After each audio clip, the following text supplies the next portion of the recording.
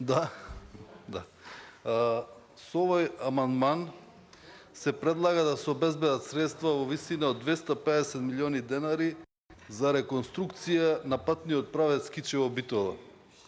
Мислам дека овој патен правец е еден од најоштетените и најуништен патен правец во Република Македонија, бидејќи минатиот период поминав скоро цела држава и можам и лично мислење да дадам, меѓутоа и мислењето на жителите што живеат од овој регион.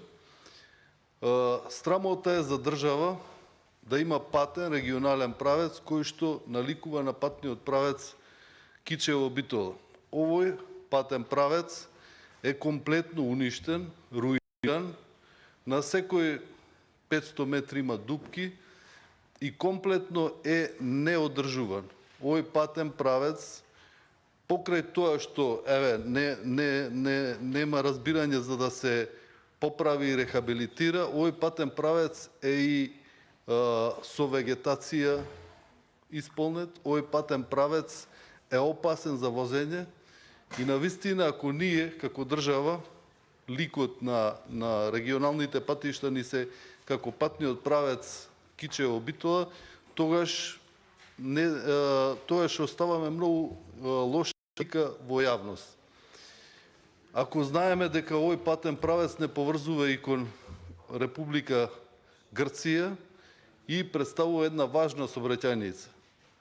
Во моментов и изминатиот период имаше неколку протести за овој патен правец, на кои што граѓаните го изразија својот револт, затоа што навистина ваков ужасен пат, не знам дали сте поминале, колеги, меѓутоа ваков ужасен пат јас немам сретнато.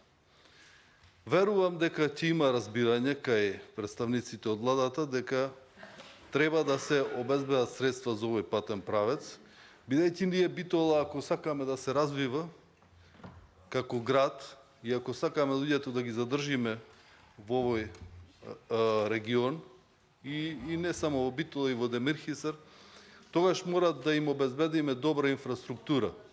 Битола во моментов нема влез кој што е добар, кој што има добра инфраструктура, и влезот од Прилеп, и влезот од Кичево, па и тој од Ресен е помалку ужасен. Ја верувам дека ќе имаме разбирање и ќе одвојуваме повеќе средства за изградба на инфраструктура, за така да дадеме можност за развој на сите општини во нашата Република Македонија. Ви благодарам.